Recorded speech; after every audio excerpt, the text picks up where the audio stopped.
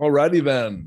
Well, welcome everybody. Thank you so much for coming. I'm really honored to be here. Thanks, Christina. Thanks, everybody. Yeah, I was there about 3 years ago and enjoyed it so much, and really appreciate your hospitality. And wish I could be with you in person. Maybe next time. Like Christina said, well, I don't know if she said this part. I'm working on a book called Warren Buffett's Rules for Real Estate Investors. So you all get to hear the first draft, I guess, of a few of the chapters. I wrote a book called The Perfect Investment in 2016, which I talked about last time I was there. But I found out the perfect investment isn't perfect if you don't have a good acquisition pipeline, you don't know how to get off-market deals, if you don't know how to get deals with intrinsic value. And we're going to talk about intrinsic value a lot this evening. I wrote another book called Storing Up Profits. Bigger Pockets was kind enough to publish this in November, and that's available on Audible, Kindle, softcover, and at biggerpockets.com/storage, and Amazon, of course. So tonight we're going to talk about Warren Buffett, and I've got a fun little fact. On the first page of chapter 4 of this book, I actually spelled Warren Buffett's name wrong. It's so embarrassing. I spelled it with one T. But anyway, that's the first time I've ever admitted this publicly. So anyway, you get the benefit of that foolishness. Anyway, so Warren was born in 1930. He's going to be 92 this year. He has got over a $100 billion fortune.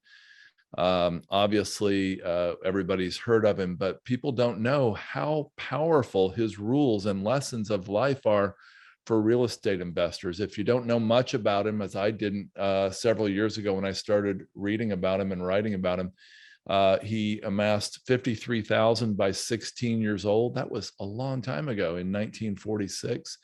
Has a total gain of $3.6 million. 3.6 million percent, I should say, compared to the S&P's 500 in that same time of 30,000%. $100 in 1965. Just think about it. If your parents could have skipped an expensive meal in 1965 and invested in Berkshire Hathaway, maybe you would be rich today with $3.6 million. Compound annual gain 20%. About 95% of his wealth was amassed after age 60. I'm glad to hear that. He's boring. He spends about 80% of his day reading books. Now check this one out. Berkshire stock could drop by 99.4% and still beat the S&P 500 over that 57-year run. So it is quite amazing. So tonight we're going to talk about how some of Warren Buffett's most famous and less famous sayings apply to real estate investors. And so I'm going to start with his most famous saying. His most famous saying, to my knowledge, is be greedy when others are fearful and fearful when others are greedy. And so I think most people have heard that saying. And I love that. And I didn't understand it when I first heard it, but Buffett applied this really well. He actually knows how to apply this, believe it or not. And he actually made some investments in 2007, 8, and 9 that were completely contrarian. He said when blood was running in the streets, and you've heard this saying, that's the best time to invest. He invested in Bank of America when it was tanking. He invested in Goldman Sachs when everybody else thought that many other people thought that they would go bankrupt. People wouldn't touch them with a 39.5-foot pole, but Buffett invested in them and made billions of dollars as a result. So he applies this really well in the stock or company investment arena, but there's good news, and you can apply this in real estate as well. Some other good news is you do not have to predict the next downturn to profit by it, because Buffett says it's very, very important not to try to time upticks and downturns. All that's important is that you act appropriately in the moment if you can gauge where you are. So think about where we are right now. I mean, where are we in the cycle? Are we at the peak? Have we passed the peak? Are we right before the peak? I just read a Moody's analysis tonight that said we're 1.6 million housing units short. Yet interest rates have gone up from 3.1 to 5.3 in a year. And the current chair of the Fed, Powell, is a disciple of Paul Volcker. And he's basically said he will not stop raising interest rates until he's curbed inflation. Now, Volcker raised interest rates, remember, Christina, in the early 80s to double digits. And so will that happen? Well, I don't think so, but we never know. So where are we and how can we act appropriately? Well, I would guess a couple ways to act appropriately well, I'll tell you what, I'll get into that in a few minutes. Let's talk about 4 takeaway principles from this great Buffett quote. First of all, fear and greed, these are market cycles.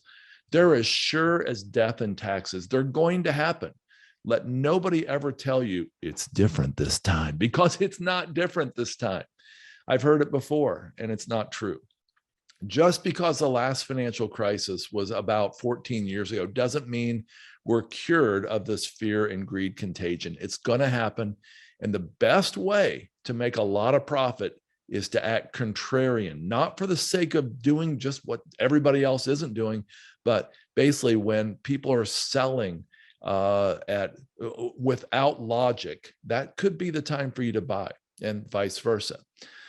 Second principle, predicting when and how bad or how good these market cycles are is just a fool's game. And Buffett says it's much easier just to act appropriately for the time that we're in. And I think you guys can figure out how to do that. We're going to talk about that in a minute. Third principle, as an investor, you simply need to know that these cycles will come, and you need to be prepared to act counterintuitively when everybody else is saying you're crazy. Principle number 4, this is the big problem. Your gut, your brain, your friends, your spouse, everybody around you will tell you to go with the herd. Even if they don't mean to say it that way, it's extremely hard. And when fear sets in, Christina can tell you this from 2006, 7, 8, 9, it's extremely hard to do what you know on paper is right, if you believe this principle, and to go against everything that's screaming at you just to sell at the bottom of the market. And of course, we all know that the few people who can pull it off win big. One of Warren Buffett's favorite authors is Howard Marks. And if you want to get a book, don't get mine, get Howard Marks' book, Mastering the Market Cycle. It's a great book. Howard Marks is head of Oak Tree Investments. Buffett reads everything he writes. And Howard Marks was being interviewed in October of 2008. And he was telling the reporter, they're buying $500 million. Yeah, $500 million worth of distressed assets a week. And she said, okay. So you're selling $500 million. He said, what? No, we're buying. Are you kidding? She said, wait, you're buying now? He said, if not now, when? And he made billions and billions of dollars for himself and his investors by buying when there was blood running in the streets. So what are some principles for real estate investors? Well, let's recognize where we are in the market cycle. We don't have to predict exactly when the top or the bottom is. You can't really tell that anyway, except in a rear view mirror. You can't really tell when you hit the top or the bottom until later you look back. So number 1, recognize where you are now for your specific market and your asset type. Number 2, be prepared. If you really want to be greedy when others are fearful, have some cash on hand, have some ability to get cash, stick to your principles. Staying with your principles and not giving in to your emotions is a critical step in fulfilling this. So that is our first axiom here. So I'm going to go on to this one. We all know that the rising tide in real estate has lifted all boats. But Warren Buffett says, only when the tide goes out do you discover who's skinny dipping. He said it's various different ways over the years. So what's this about? Well, we all know that the rising tide has lifted all boats for the last 13 years. The problem is, if you're investing with other people in particular, it's very hard to tell right now whether you're investing with an expert or an amateur, because they've almost all, been getting incredible results. The problem is, a lot of the folks who are bragging about their great results, they're taking huge risks. And because the market has continued to go up, those risks never become apparent until there's a downturn. The downturn is what actually determines who the best investors really are, by protecting the downturn. This is why we buy insurance. You'll never really know how badly you needed insurance until you have a fire or an accident or a disaster. Well, it's the same way in the market. You never know, how well you're really investing, especially if you're investing with somebody else. You're giving them your money. Like Christina said, you're giving them, your car, $50,000. You'll never know if they were a really, really good driver until they avoid a near collision or end up in a collision. And so Buffett says, over the years, a number of very smart people have learned the hard way that a long string of impressive numbers multiplied by a single zero always equals zero.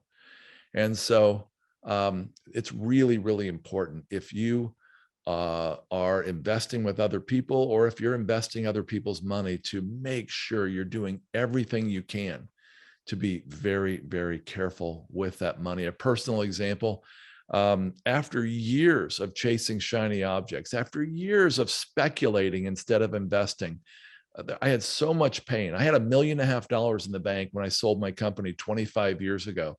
I had $2.5 million 10 years later in debt. And it was quite painful.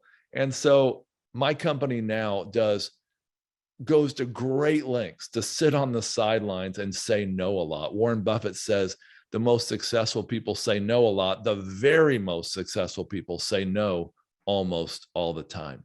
That's something to think about as we go into this potentially changing tide. What do you need to say no to? Warren Buffett said,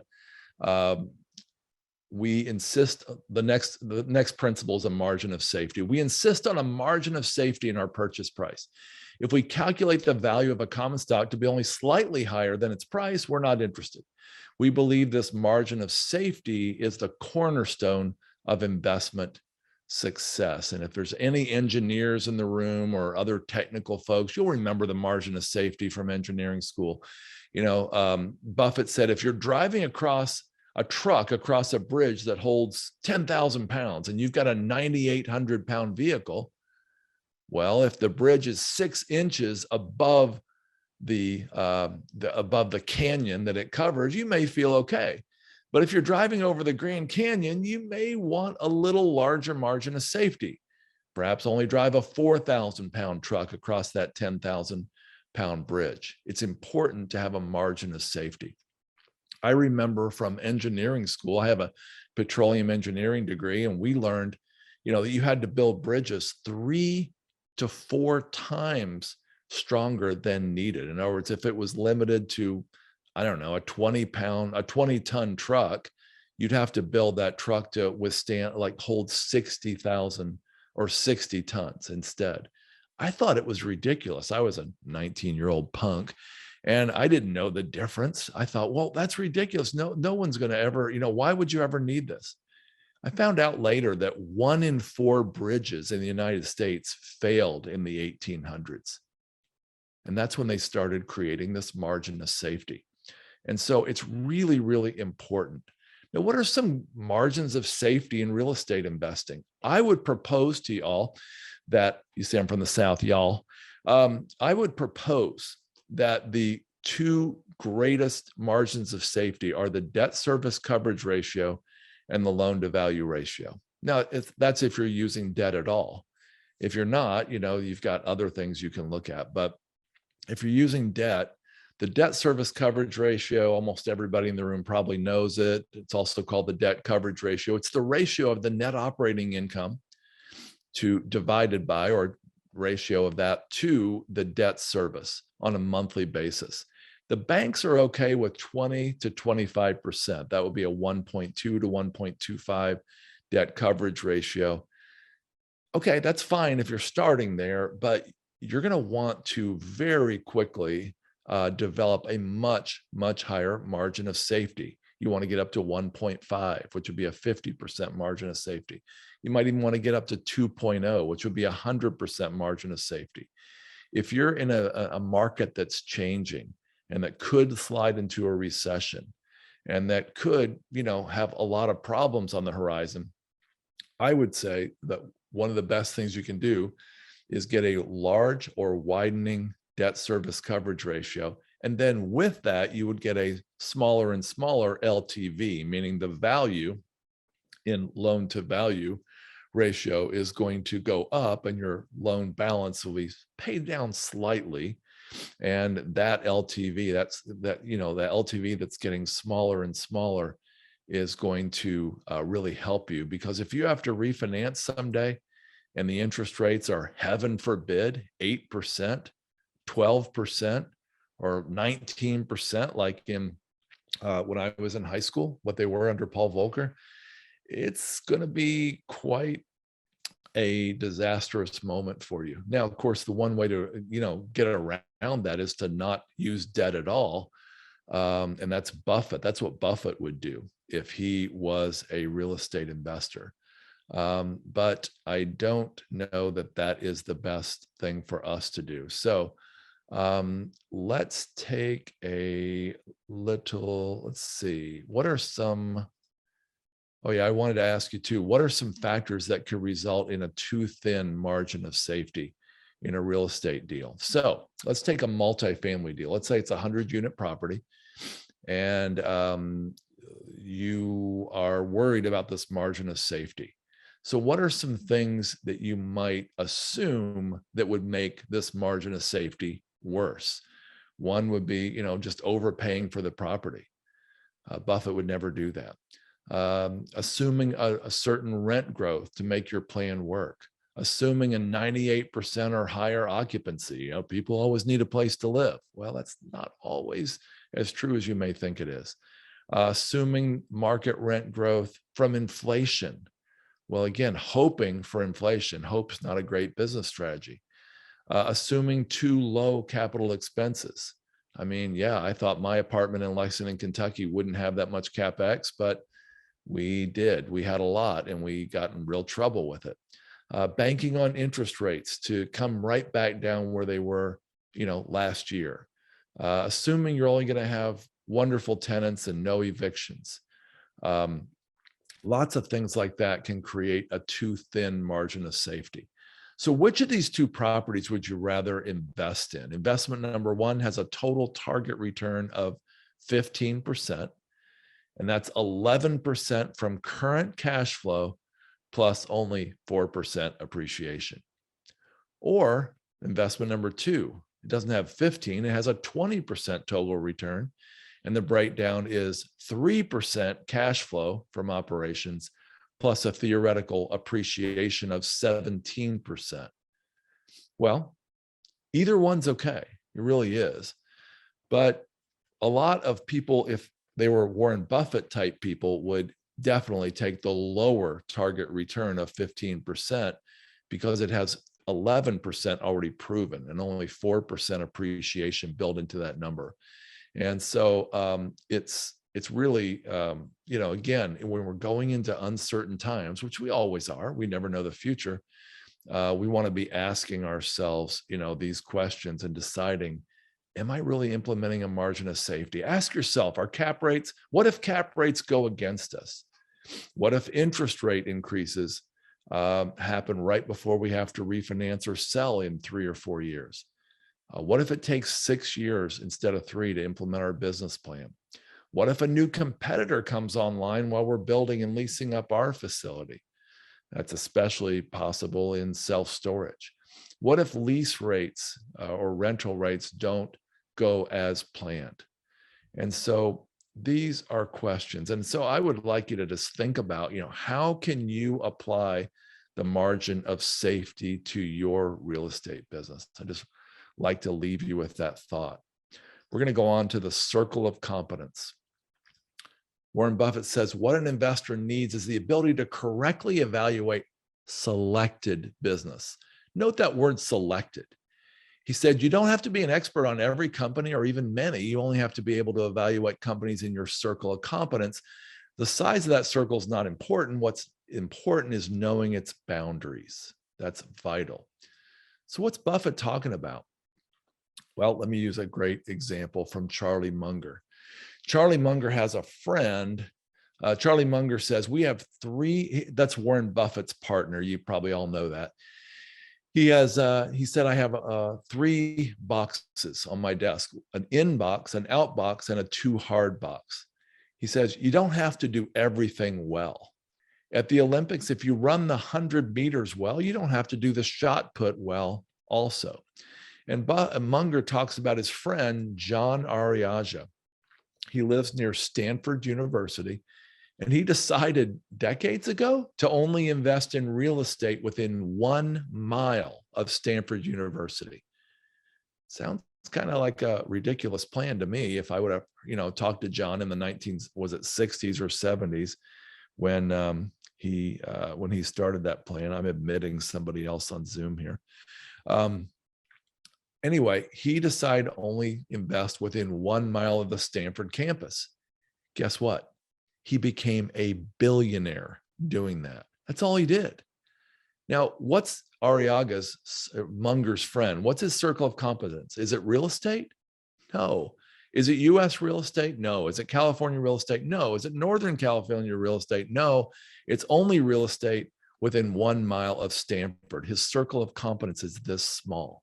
It's critical to know your circle of competence. It's competence, and it's critical to learn to say no. You guys know about Gary Keller and Jay Papasan's book called The One Thing. In that book, Gary Keller says, to get to your goal in life, you have to say no to 10,000 distractions along the way. And like I already told you, Buffett once said that the best investors say no a lot. The very, very best say no almost all the time.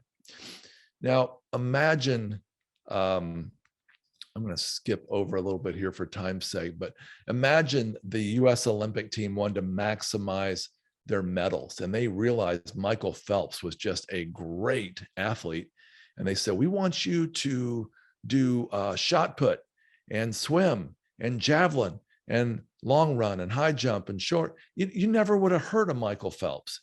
And instead, he had a very small circle of competence, and that was, of course, swimming. And he's gotten 27 or 28 gold medals as a result. And as a result, the people who cheered him on, that's 325 million people in the US, all got to participate in that win. And that's the same with real estate investing. If you're investing with somebody else, invest with somebody with a very clear circle of competence that they don't deviate from. And if you're investing other people's money, make sure you're doing the same thing. So examples of circle of competence within real estate, well, that could be by a geography. You get to know everything about just a local submarket or maybe your market. Another one would be asset type. You get to know everything about a certain type of asset, like 10 to 25 unit multifamily in a certain neighborhood in Riverside, for example. By type of investment, you might get to know hard money lending for single family flips, and you get to know that really, really well. The critical component here, again, is not stretching yourself outside your own circle, knowing where your borders are and staying within that. This is one reason my company, Wellings Capital, doesn't operate any self-storage facilities. I've got a book on self-storage and one on multifamily, but I don't operate any of those because my circle of competence, is more along the lines of finding the very, very best operators, people who are obsessed, like Michael Phelps is with swimming, with their particular trade, and then we invest heavily with them. So if you're looking to invest with somebody else, again, practically stick with what you do. hire great people, train them, trust them, take a straight, if you're the one doing the operations, you don't take a swing. There's no strikes called, as Buffett says. You only need to swing when you're sure it's right in your strike zone. And that is the circle of competence. So I would ask you to think about tonight, what is your circle of competence?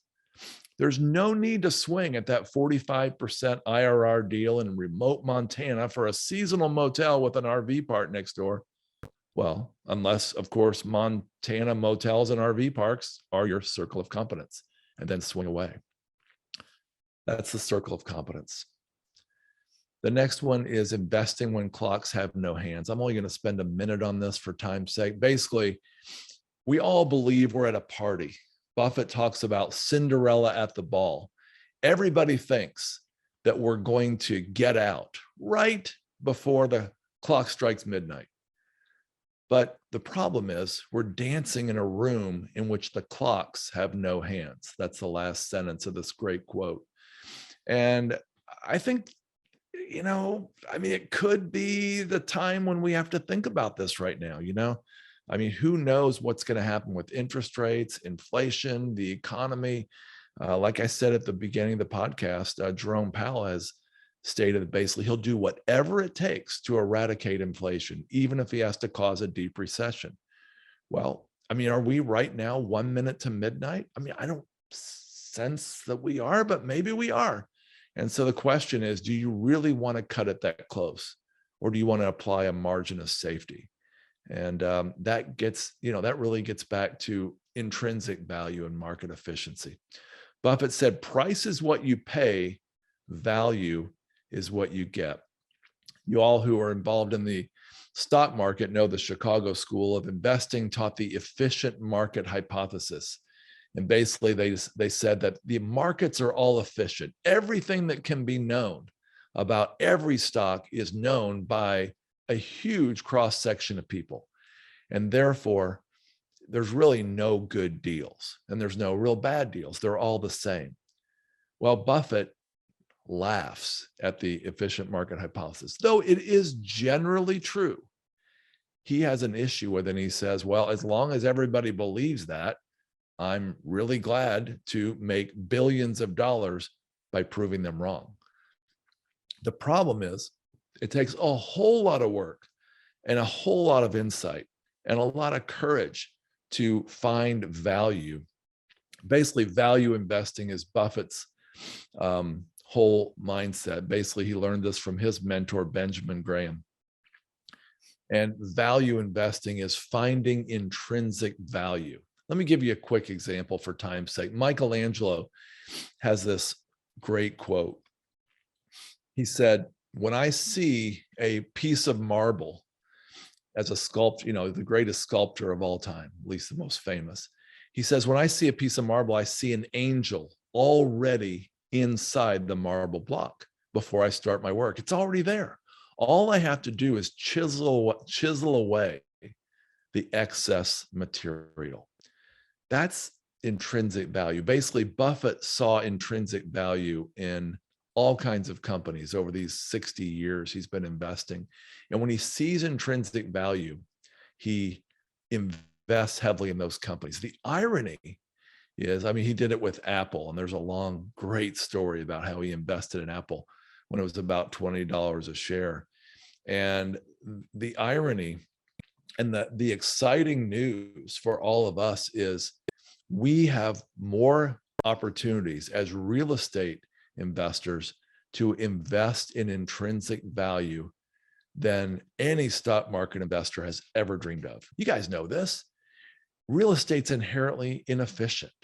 You might find, that house you can flip from your uncle, or, your friends, got an inheritance, or, the real estate market is incredibly inefficient. And that's why it is so, applying this intrinsic value hypothesis is the best thing you can do. And to me, this is the best thing about real estate investing. If you know how to find value that's overlooked by everybody else, you've got a chance to make an absolute fortune. And so how can you find that? Well, I would say it's probably not going to be on the MLS. That's just my opinion. It's typically mom and pop owned assets. There are 53,000 self-storage facilities in the US. Half are owned by mom and pop operators. There are 44,000 mobile home parks in the US. About 80 to 85% are owned by mom and pop operators. They typically don't have the desire or the resources or the knowledge to maximize value and maximize return on investment for their investors. And so as a result, there's incredible intrinsic value. Again, think about Michelangelo. A great operator can look at a mobile home park or a self-storage facility or a fourplex or whatever and see great value in it. Here's an example from a friend of mine in Minneapolis. He was talking about, this was a couple of years ago, he was talking about selling a 6-bedroom house near one of the campuses in Minneapolis, St. Paul, for some outrageously high price. And I was like, wait, and this was years ago, but he said, I said, 400,000 for that house? How could it be so high? He said, well, it's not worth it on the MLS, but it's worth it all day long to my investor because my investor sees intrinsic value in it. He said, what he'll see is he'll see the possibility of furnishing it and renting out all 6 bedrooms plus the basement, so 7 individual bedrooms to college students, and grossing like something outrageous, like $4,500 a month. And so for that investor, it's worth far more than anybody else would see. Or a mobile home park we invested in Louisville. We were the largest investor. It was $7.1 million, which was half debt, half equity.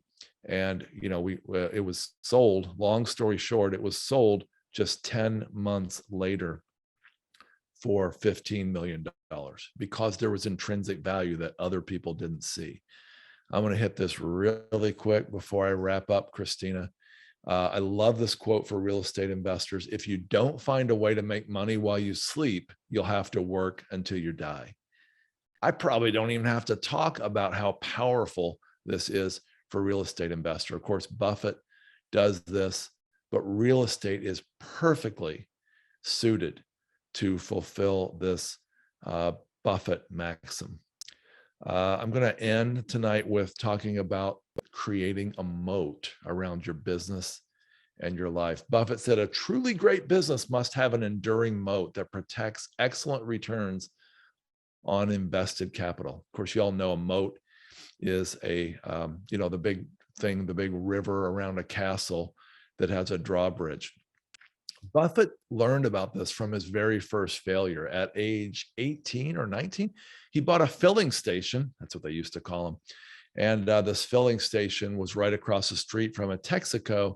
And the Texaco had a moat around it, but he didn't know that. The Texaco owner was extremely friendly. He knew everybody in town. Everybody went to him. And Buffett lost all his money in that deal. He didn't have a moat. Now, what are economic moats? These are again the kind of moats that Buffett looks for. These would include intangible assets like brands, trademarks, patents, like Coca-Cola, for example. Switching costs. Apple would be an example of that. It's very hard to switch if you have a whole bunch of Apple stuff, and that's why he bought Apple, for one thing. A cost advantage, a structural advantage that allows one company to have a lower cost advantage. Network effect. For real estate, let's talk about what some moats are for real estate. And I want you to think about what could be your moat. One would be, for example, offering amenities and service that make your rental property irresistible to residents, or creating a unique sense of community by doing some type of, community service, or hiring one of those companies that puts a chaplain on site, for example. It's called, and now I'm forgetting what it's called, but it's for large apartment complexes. Creating a cost advantage. A friend of mine in your area, in fact, He has done this 23 times. He's gone to Texas and he's arranged deals with the Houston or Dallas or Corpus Christi housing authority to get all his taxes waived. Apparently, nobody knows how to do this except him. He knows how to get all the property taxes waived. And so literally, he's asked us today if we want to invest in his next deal. It's $61 million for this apartment complex with the property taxes taken away for only 99 years. The property tax, without the property taxes, in the factored in, the appraisal on that property comes back. Remember, he's buying it for $61 million. The appraisal is $93 million. That's a moat. I mean, because nobody else appears to know how to do this. And so there's lots of moats you can set up for your real estate business. And so I was going to do a little exercise and have people stop and think about that. But before I land this plane in the next few minutes here, I want to make one other comment. It's critical that you learn to build moats around your business. But now that you're thinking about castles and moats, I want you to think for a minute about how you can build moats around your personal life as well. Look, we were all created for relationships. I think we know that. And it's tragic if, that when people have a day job and they're making a lot of money, but then they're spending their nights, evenings, weekends, even their holidays and vacations trying to build a real estate business with no end in sight. I mean, it's okay to do that, but I mean, what are you missing? Are you missing out on family time? Are you missing out watching your kids grow up? Are you missing out on, relationships because, you were like me working 60 or 80 or 90 hours a week, which I did that stuff for years and I regret it deeply. Buffett failed miserably as a father, miserably as a husband. And his wake-up call was when his long estranged wife died suddenly. And Buffett said, I can't remember how old he was. I think he was 80 when he said this. He said, basically, when you get to my age, you'll really measure your success in life by how many of the people you want to love you actually do. I sat with a friend recently. We were grieving. His job forced him to travel a lot. He hadn't taken the time to cherish his wife. He knew he should. She'd begged him for counseling over and over and over. Well, one day recently, his wife unexpectedly showed up at their house with some new friends, and a moving van pulled into the driveway.